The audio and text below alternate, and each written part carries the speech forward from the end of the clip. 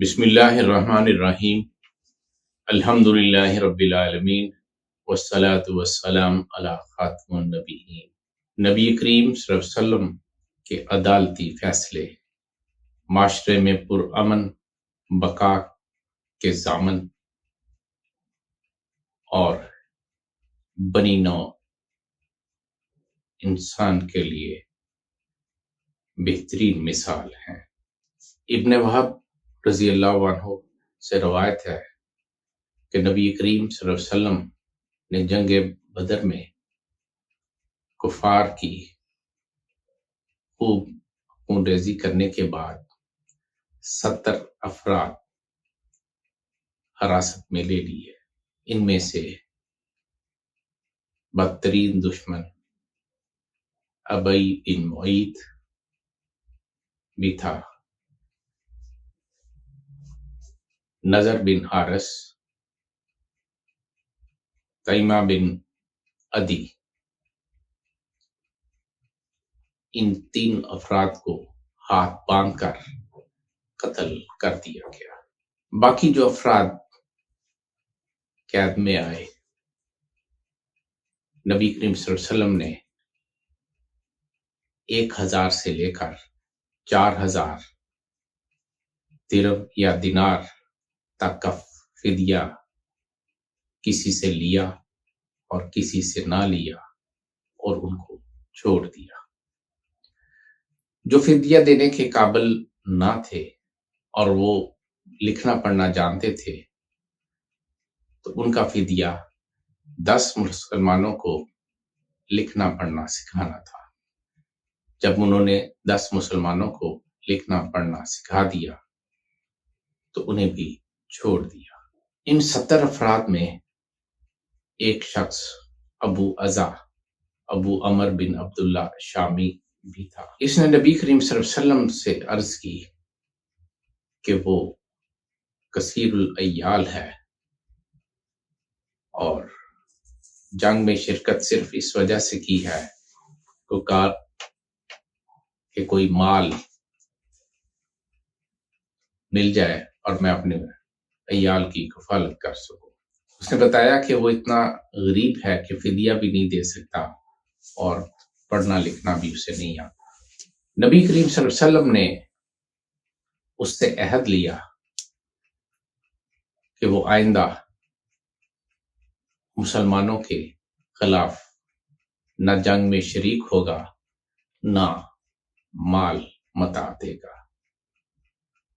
اس نے نبی کریم صلی اللہ علیہ وسلم سے وعدہ کیا کہ وہ کبھی مسلمانوں کے خلاف جنگ میں شریک نہیں ہوگا۔ غزوہ احد میں وہ واحد قیدی تھا جو حراست میں لیا گیا۔ اس نے نہ صرف اپنا عہد توڑا بلکہ وہ کفار کو جنگ کے لیے بھڑکاتا اور انہیں برانگیختا بھی کرتا رہا۔ نبی کریم صلی اللہ علیہ وسلم کے سامنے جب اسے پیش کیا گیا تو اس نے پھر وہی غربت کا رونا رویا۔ نبی کریم صلی اللہ علیہ وسلم نے فرمایا کہ مومن 2 بار کسی ایک سوراخ سے نہیں ڈسا جا سکتا۔ آپ صلی اللہ علیہ وسلم نے اس کا سر قلم کرا حکم دے دیا۔ جنگ احد میں ایک شخص امیہ بن خلف، نبی کریم صلی اللہ علیہ وسلم کا بدترین دشمن، جس نے کبھی کہا تھا کہ میں اپنے گھوڑے کو 4 رطل چنے کھلاتا ہوں اور میں اس پہ سوار ہو کر نعوذ باللہ نبی محترم صلی اللہ علیہ وسلم کو نقصان پہنچاؤں گا۔ اس کے جواب میں نبی کریم صلی اللہ علیہ وسلم نے فرمایا تھا کہ میں ہی تجھے قتل کروں گا۔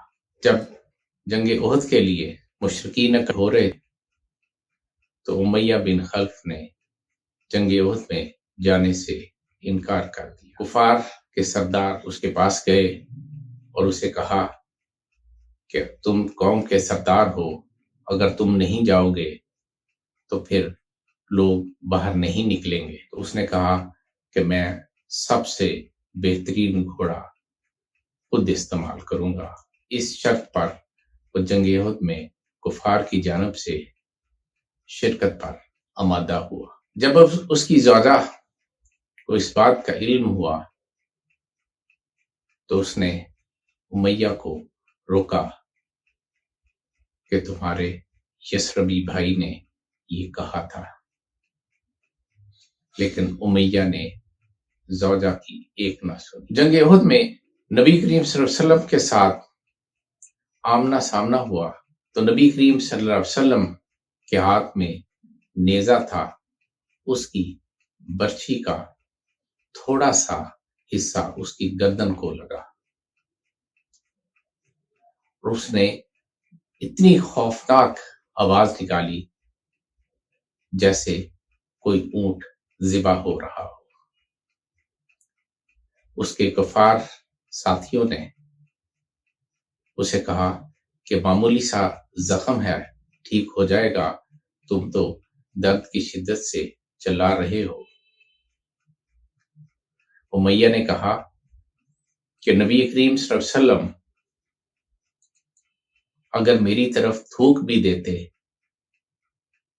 تو میری موت واقع ہو جاتی، یہ جو زخم لگا ہے اس سے اس کی موت واقع ہو جائے گی۔ وہ جنگ احد میں مکہ جاتے ہوئے صرف کے مقام پر ہلاک ہو گیا۔ اس نیزے کی انی سے جو زخم لگا تھا اس سے خون نکلنا بند نہیں ہوا تھا۔